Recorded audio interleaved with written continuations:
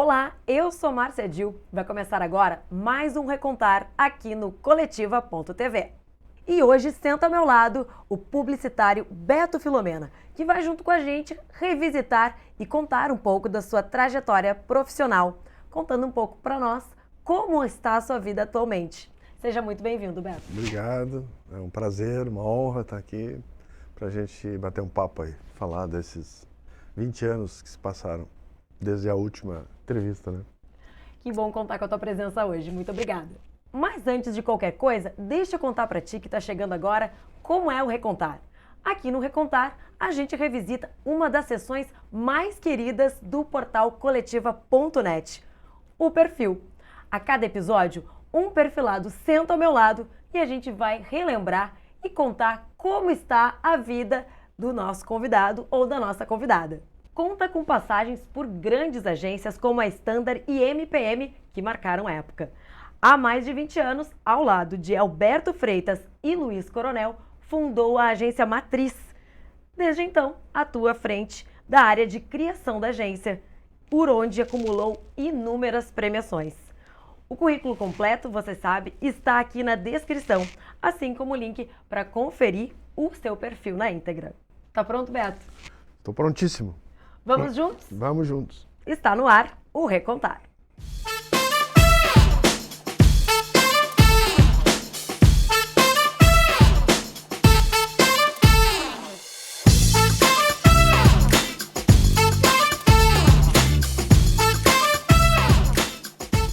Beto, tu lembra então quando tu foi entrevistado? A gente contou aqui, fez as contas, já faz 22 anos.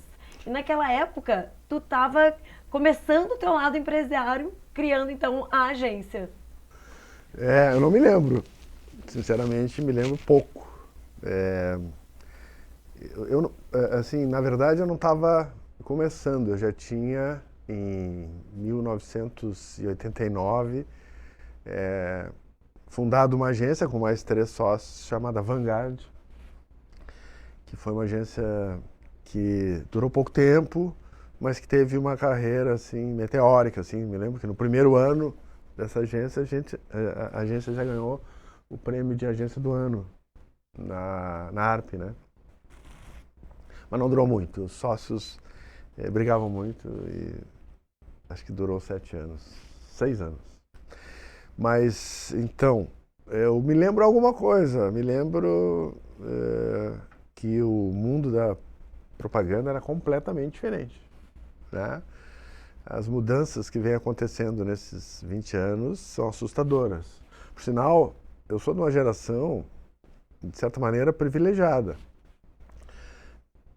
Eu acho que essa é a geração que está enfrentando as mudanças mais radicais da história da humanidade, né? Culminando agora com a chegada da inteligência artificial, que chegou botando o pé na porta da comunicação, né? Então,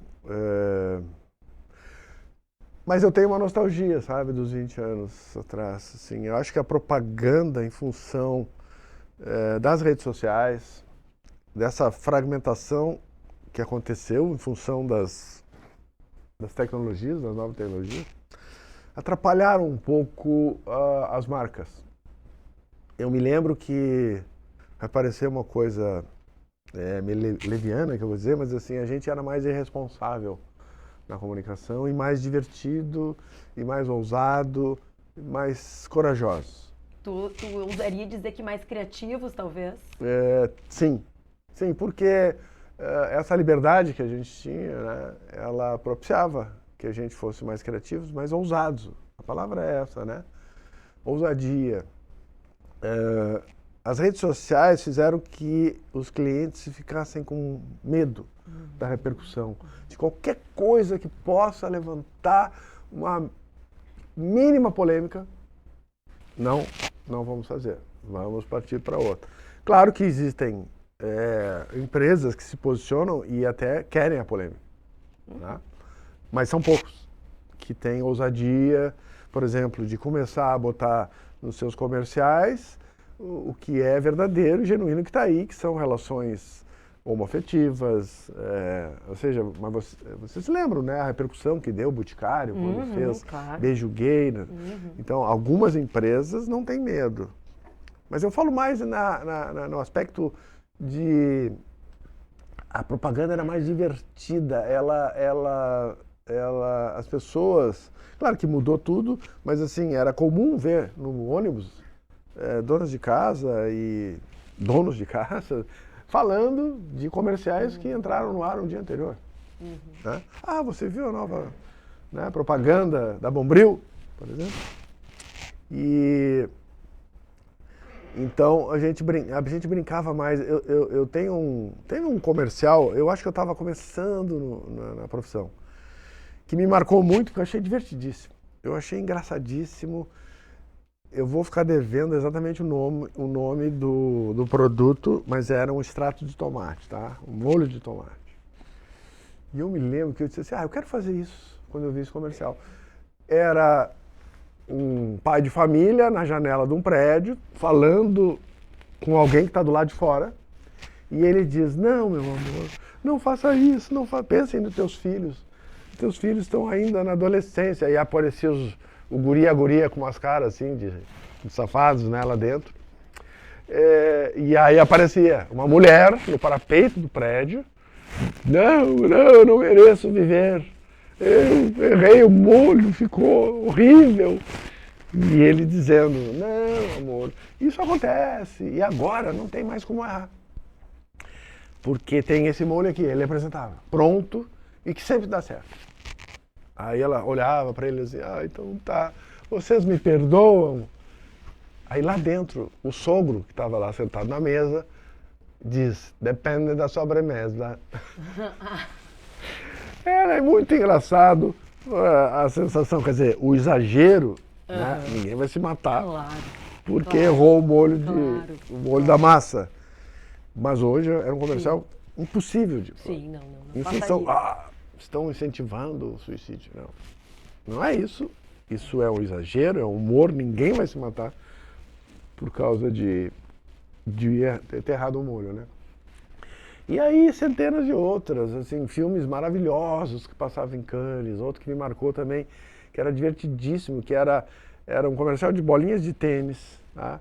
E aí eram uns caras de jaleco branco em cima de um prédio, no arranha-céu, dizendo assim, hoje nós vamos fazer um teste, está aqui, né, a nossa equipe para medir realmente qual é a bolinha que pica mais, qual é a marca que pica mais. Aí jogavam a bolinha de tênis lá de cima e ficavam olhando. E aí a bolinha voltava assim, né? E aí assim, agora vamos ver se o nosso concorrente pica, assim. E aí vinham lá de dentro com o concorrente, com o diretor da empresa, o presidente da concorrente, e jogavam o cara lá embaixo e ficavam olhando, o cara espatifava lá embaixo. Ou seja, isso hoje em dia é impossível, né? Porque existem os haters, existem, assim, as pessoas todas que têm opinião, né? E muitos clientes têm medo dessa repercussão. Então a propaganda, eu acho que em muitos aspectos ela perdeu essa irresponsabilidade, essa ousadia e não ficou tão divertida, né? Se a gente lembrar, então, assim, acho que essa é a grande mudança, mas tem coisas boas também, né? Que é essa de, como está muito fragmentada, né? O nosso olhar também está fragmentado, a gente pode falar com públicos bem específicos, né? Antes era assim, na TV pegava toda a família, né? Estava falando de seguro de vida, os guri que estavam junto ali, por que eu estou vendo esse comercial de seguro de vida? Hoje tu fala diretamente com quem te interessa, né? Então, esse é o lado bom. E uma coisa que é importante nesse mundo cada vez mais digital é que a gente tem que reforçar que a essência cada vez mais da humanidade nos nossos comerciais, né? Mais humanos para ser mais exatos. Agora, eu acho que foi ela que, a Cris Argancelli, foi a que abriu o Salt Summit, né? Eu fiquei super feliz porque ela disse assim, olha, o que funciona no Instagram, ela estava no Instagram e outras redes, é a emoção. E aí isso me dá uma alegria muito grande, porque de uns tempos para cá, assim, a matriz se notabilizou, né, por trabalhar muito bem a emoção e assim, a emoção cria conexões verdadeiras, né, verdadeiras, genuínas e duradouras. Eu não esqueço, porque quando lançamos, por exemplo, o comercial do Zafari, de Natal, o que eu mais gosto é de ficar vendo os comentários nas redes do Zafari e outras redes também. É maravilhoso. E eu ouvi uma que eu até mandei pro Ayrton Zafari, dizendo, olha aí, Ayrton, olha que forte isso aqui. Ela diz assim, olha, eu não sou muito controlada nos meus gastos, e às vezes eu gasto muito no cartão Zafari, mas eu pago com prazer por causa dos comerciais do Zafari e dos concertos comunitários. Ou seja, uma emoção, né? Concertos é pura emoção, música clássica não, música erudita, gratuita para as pessoas, próximo do Natal. E essa era uma pergunta já separada para te fazer, né? Porque a gente poderia passar um programa inteiro falando das propagandas do Zafari, né? E uma das coisas que chama muita atenção, todo gaúcho sabe disso, é inclusive a ansiedade, né? Todos esperam por essa época do ano para assistir ao comercial do Zafari, né? Isso deve ser, assim, um motivo de muito orgulho, né? E muita ansiedade. Para vocês também. É uma espada sobre a cabeça, porque eu não me lembro de outra marca, acho que a Coca-Cola, tu vê, olha o tamanho da Coca-Cola, né? E a John Lewis, na Inglaterra, que tem, claro que a John Lewis e a Coca-Cola, a John Lewis é a Inglaterra, mas a Coca-Cola é mundial, global. Essa expectativa de como vai ser o comercial de fim de ano dessas marcas. O nosso é aqui no Rio Grande do Sul. E realmente é muito forte. É muito forte e a gente teve uma prova assim, impressionante da força das campanhas de fim de ano do Zafari, quando num dos anos a gente teve que refilmar um filme totalmente. Não ficou bom, por alguns detalhes, refilmamos e ficou ótimo. E atrasou. Atrasou e os comentários nas redes eram o seguinte, esse ano não vai ter Natal. Olha a força que tem isso, né? Então, ao mesmo tempo que é um orgulho, dá medo porque nós precisamos acertar, né? Mas eu queria salientar uma coisa, assim, eu acho que eu sou um privilegiado em poder fazer os comerciais do Zafari e de ter podido entrar, né, no Grupo Zafari, atender essa conta, porque eles têm uma visão assim que os grandes clientes têm. A importância da mensagem, né, ser, obviamente, trabalhar com a emoção, mas de investir na produção dos filmes, né? Eu acho que são, com certeza, na história da propaganda gaúcha, são os filmes que têm o maior orçamento, né? E isso começou antes de eu poder, e da matriz existir, começou lá atrás, com a Êxitos do Luiz Coronel, e que foi muito legal o processo. Quando é que começou isso? O Luiz Coronel levou um diretor chamado Zé Pedro Goulart, vocês conhecem, que já estava começando a fazer sucesso, apresentou para o Ayrton, que queria fazer um filme, já tinha o roteiro, eu quero fazer esse filme legal. Bom, o Zé não economizava, e tá certo nos orçamentos. Vamos fazer direito, né? Ficou muito caro o filme. E o Ayrton, isso era muito tempo atrás, né, imagina. Ele não tinha ainda o domínio, ele não era o cara totalmente responsável pelo marketing como ele é hoje. E ele não conseguiu aprovar o orçamento com os outros irmãos, que acharam muito caro. Não vamos investir tudo isso num comercial. E fizeram com outro diretor, com outro orçamento, e ficou uma porcaria. E frustrou muito o Ayrton. Ele ficou muito frustrado. E ele pensou, bom, um dia, quando eu tiver domínio total dessa área, eu vou fazer esse filme de novo com aquela pessoa, com aquele diretor e com aquele orçamento. E fez. E ficou lindo. Então, isso é do DNA da empresa, né? Do grupo, né? E um privilégio poder viver essa criação, esse processo e estar aqui para contar, né? Agora eu vou pegar ele ele não vai recontar, ele vai contar a propaganda preferida. Do Zafari? Bom, é a minha preferida pela repercussão. Foi a de maior repercussão até hoje. E é legal porque ela envolve várias coisas, que foi o dia em que eu saí de casa.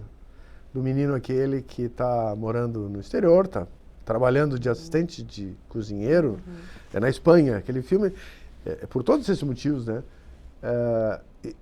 Eu queria fazer um filme de Natal com neve. Fazer um filme de Natal com neve não poderia aqui no Rio Grande do Sul, de maneira nenhuma. Talvez se o Natal aqui fosse em julho, pegasse uma nevezinha lá em Gramado. E eu disse, não, então vamos fazer alguém no exterior.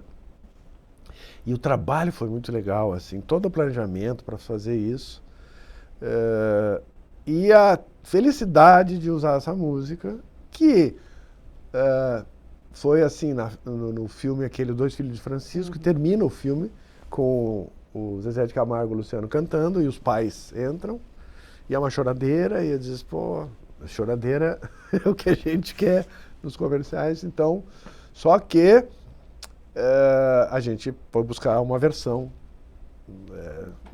mais, assim, uma versão que não fosse uma versão sertaneja, com aquelas vozinhas e aqueles arranjos, né? E foi muito legal isso, porque até me lembra agora, por sinal, amanhã está acontecendo no Teatro São Pedro a outra apresentação, a segunda apresentação de um documentário sobre o Nico Nikolaev. Já passou uma vez, amanhã, entrada gratuita. Eu recomendo. Não vai entrar no ar a tempo, mas tudo bem. Bom, vamos saber. Mas para vocês é muito legal. Com certeza. Eu já conheci ele, já tinha feito uma trilha para um filme nosso, de Zafari, e eu chamei, Nico, é possível deixar essa música bonita? Porque se a gente lembrar, era aquelas vozinhas e aquele arranjo, né? E ele olhou bem sério para mim e disse, não, Beto, essa música é bonita. O que a gente não gosta, assim, harmonicamente, a melodia, tudo, ela é bonita. E ele era um especialista em fazer isso. Ele tem um espetáculo que era música de camelô, que era isso, ele pegava músicas bregas e dava um outro arranjo que tu não acreditava, que as músicas ficavam lindíssimas. Ele fez um novo arranjo para Tô nem aí, vou de táxi. E ficaram músicas lindas. E aí ele disse assim, não, isso aí é possível ficar lindo. Então esse comercial, pela repercussão, mas tem outros que eu gosto, tem vários, tem um que lembra a minha infância, que é aquele do menino, que esse é mais antigo, talvez vocês não conheçam, que é, ele quer iluminar uma árvore de Natal do bairro e sai buscar luzinhas e junta luzinhas de todo mundo e aí os irmãos, né, colocam na árvore e claro que não dá certo, porque imagina fios completamente diferentes, queima tudo, né? E aí ele tá triste, ele e a mãe, e chega uma nuvem de vagalumes para fazer o papel das luzinhas. Também esse é um filme que eu gosto muito. Tem vários, tem... O meu, que eu gosto, não sei, acho que a maternidade é uma coisa que bate forte, né, em toda mãe, assim, é a menininha que tá com a avó, se não me engano, também, né? Vocês estavam falando aqui agora... Ao lado da árvore, e aí ela escuta, né, como Claudinho, se tivesse o Papai Noel chegando, e aí ela vai ver na janela. Também é um dos que eu gosto muito. São os pais com o bebê, né, eu acho lindo. Eu acho que a gente usou exatamente. A música que fez sucesso com o Claudinho Bochecha. Na versão da Adriana Calcanhoto, isso, né? Aí a gente pegou assim, a versão da Calcanhoto e fizemos uma outra versão, né? Esse eu gosto muito também, gosto muito. Eu gosto também daquele que é uma mensagem muito legal e que ganhou o Profissionais do Ano, que é, se você pudesse reviver um dia da sua vida, qual seria? Isso era uma coisa que sempre passava pela minha cabeça, às vezes eu gostava de perguntar para as pessoas. Reviver. Não é alterar, não é assim. É um dia tão especial que tu queria viver ele exatamente como aconteceu anos atrás. E o filme é isso, né? Essa pergunta é feita e um vô, né? Lembra do dia do casamento, né? Então, assim, realmente eu sou um privilegiado, porque nessas produções, por exemplo, nesse filme que tem cenas de casamento, quem fez o vestido da noiva foi o Rui expor. Nossa. Assim, conhecer essas pessoas é muito prazeroso. Assim, depois do processo de aprovação. Mas eu não vou deixar passar essa e vou te devolver essa pergunta, então, no Recontar, né? Ela cabe perfeitamente. Escolhe um dia e nos conta que dia tu ia reviver na tua vida. Ah, eu acho que eu vou pensar... deixa eu ver uma coisa. Eu tenho um dia, assim, eu ia relacionar com propaganda, mas não. Eu vou falar o que realmente me fez pensar nessa ideia. Foi o dia, tu vê, eu tenho certeza que foi a primeira vez que eu vi o mar com a minha família. O pai alugou uma casa em Tramandaí, mas lá perto do rio Tramandaí. Para ir pro mar tinha que ir de carro. O pai tinha uma rural, botou a filharada toda, era eu e mais 4 irmãos, e a minha mãe, e bem cedinho, porque a gente saiu, era noite de Porto Alegre, chegamos lá, descarregamos as malas, e acho que era 9 horas, um pouco até antes, 8h30, nós estávamos na praia. Aquela visão é uma coisa impressionante. A visão, o cheiro, né? Tinha um sol lindo, assim, então tá ali com toda a família. Que linda essa lembrança. E tem uma história legal, que é um menino também que vê pela primeira vez. O pai vai levar, eles sobem um cômodo de areia, né? E quando chega lá em cima, o guri fica tão impactado com a visão que ele segura a mão do pai e diz: pai, me ajuda a ver o mar. Que lindo. Que idade tu tinha? Pois eu tinha 4 anos. E eu me lembro dessa cena. Nossa! Que eu me lembro. mar, essa imensidão, né? Antes de continuar, deixa eu contar para a nossa audiência que esse programa é um oferecimento da ARI, a Associação Rio Grandense de Imprensa. A gente tem memória, a gente tem história e defende a liberdade de expressão. Afinal, somos a casa da comunicação. A gente falou da emoção, a gente falou da poesia, né?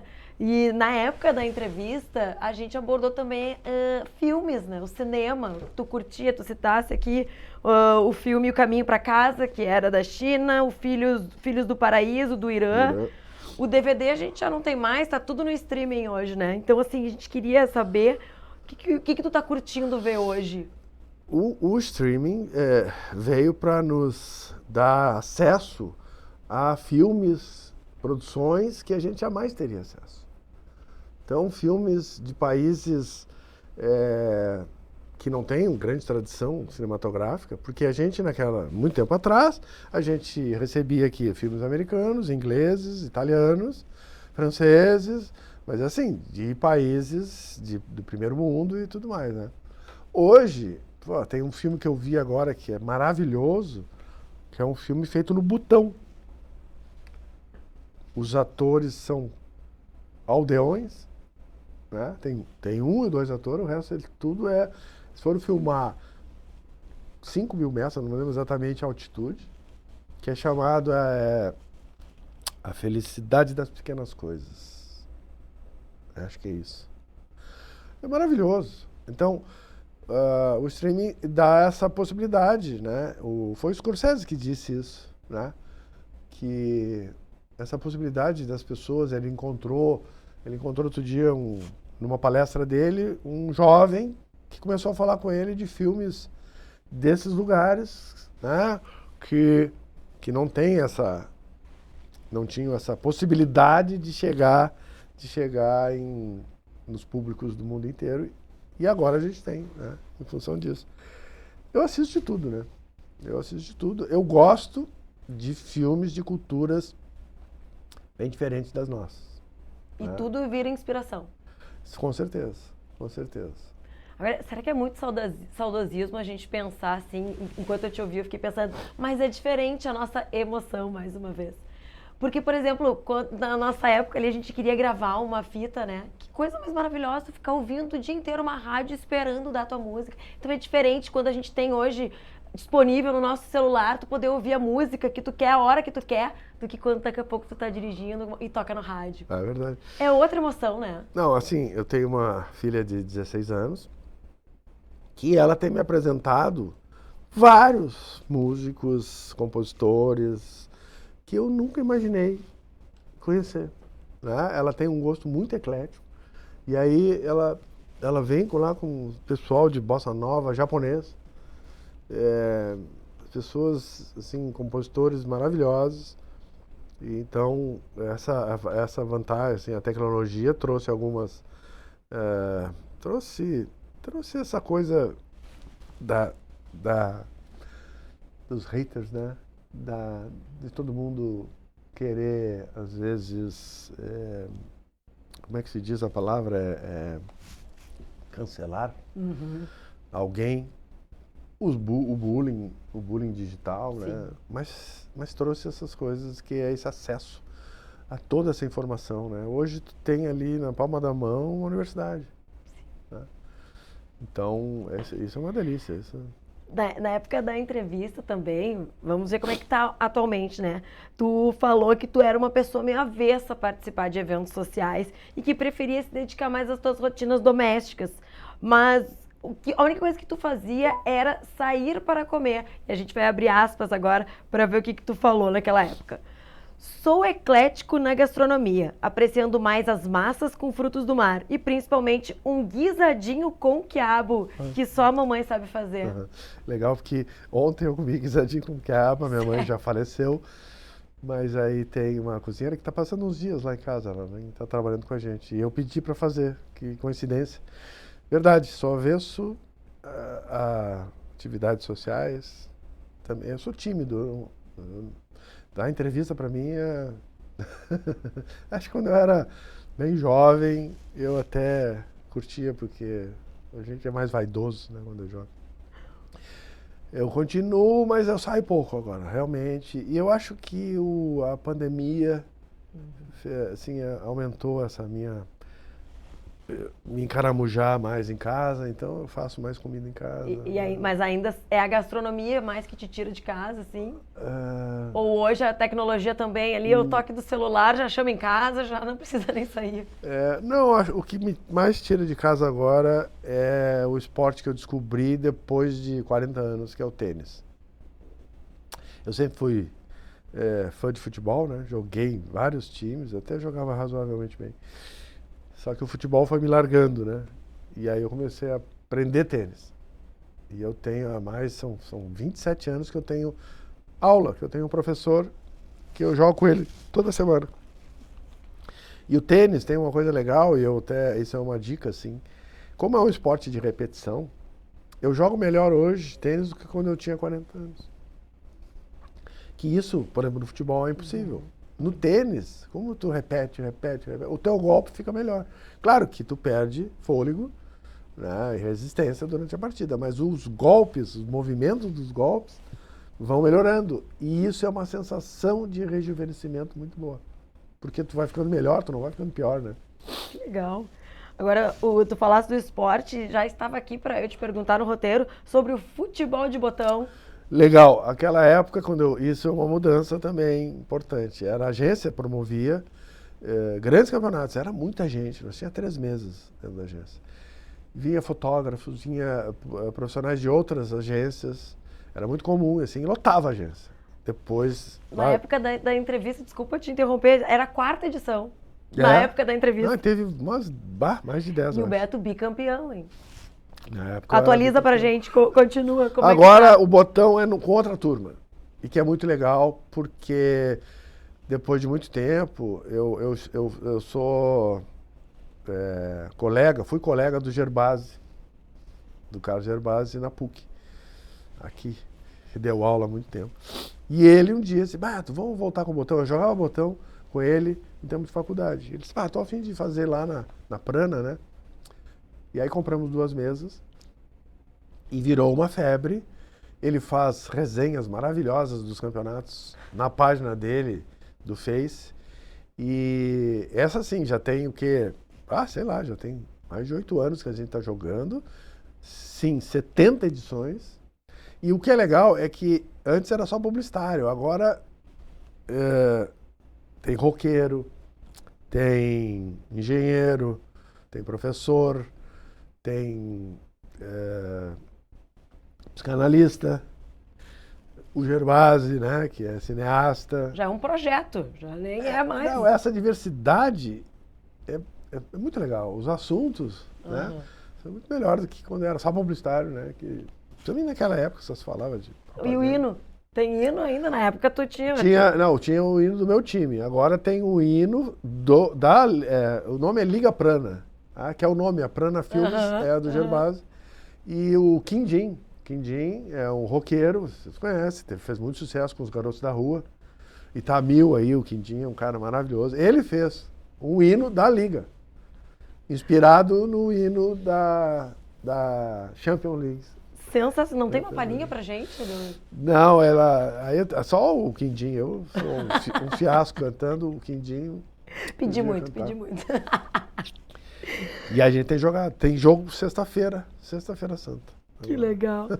Tu sempre prezou muito pela qualidade, né, nas propagandas. Já naquela época tu chamava atenção para isso, né, para publicidade e como lidava também com as demandas dos clientes. Eu vou puxar aspas de novo. Alguns publicitários extrapolam no uso de certos procedimentos, até mesmo assustando o consumidor com suas ideias, suas tentativas de tornar-se quase um familiar desse futuro cliente da marca. Nesses 22 anos, que tu destaca de maior mudança? O que eu falei aí, assim, era muito mais assim, que muitas marcas forçavam uma relação, uma emoção que não era genuína. A coisa tem que ser verdadeira, né? Tu não pode te emocionar, assim. Outro dia eu vi tá no rádio, que diz assim, como é que é? Não existe nada melhor do que cheiro de lençol limpo. Meu Deus, essa pessoa não se suicidou ainda? Como assim? Tá no rádio. Não existe nada melhor do que cheiro... Aí era um amaciante, né? Como não existe nada melhor que isso? Será que essa pessoa que fez isso conhece sexo? Bom, e eu achava que isso, na época, era uma coisa forçada, tentar trazer para uma maionese emoção. É isso que eu falei na época.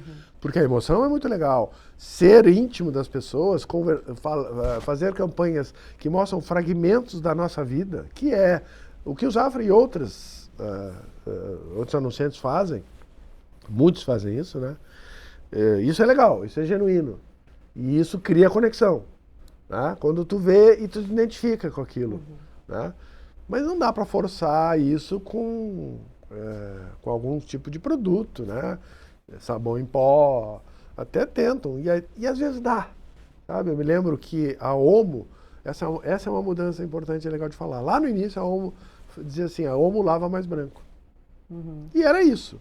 Era comparativos, a Omo faz isso, a Omo faz aquilo, a Omo faz isso, a concorrência faz assim, olha o branco do Omo, né? E foi durante muito tempo, até que os caras se deram conta.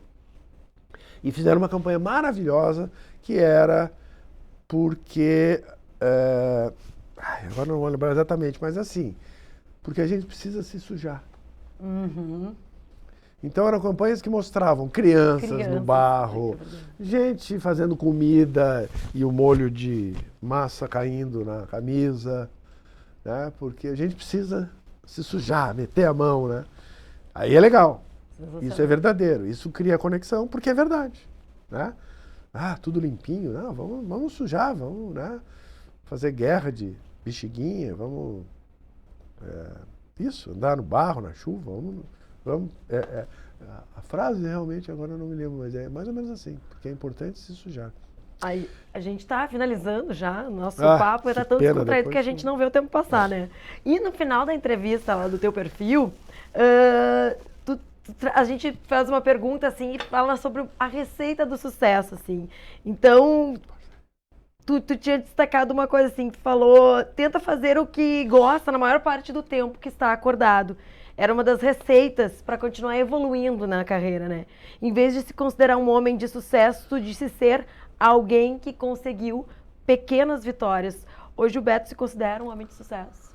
Por que sucesso, assim? Acho que... O teu silêncio me fez eu refletir, assim, da pergunta. Talvez naquela época a gente tivesse uma outra dimensão do sucesso. Pode ser. Eu acho que hoje a gente reflete mais, né, sobre o que é o sucesso. Eu acho, assim, deitar, né, com a cabeça no travesseiro e saber que tu tentou dar o melhor de ti, que tentou fazer as coisas legais, honestamente, com sinceridade, essa é uma sensação de que tu tá fazendo bem. Mas eu mudo a relação ali há 20 anos. Eu tenho certeza que fazer as coisas bem feitas, sucesso, tá? Tem a ver com tu ter pessoas legais que tu admira à tua volta, né? Em propaganda, cinema. O cinema é o melhor exemplo, né, de arte coletiva, de trabalho coletivo, e propaganda também é. Então, assim, para a gente se dar bem, não é só gostar, é gostar das pessoas e ter pessoas que tu admira e que são melhores que tu na tua volta, assim. E isso é um crescimento maravilhoso.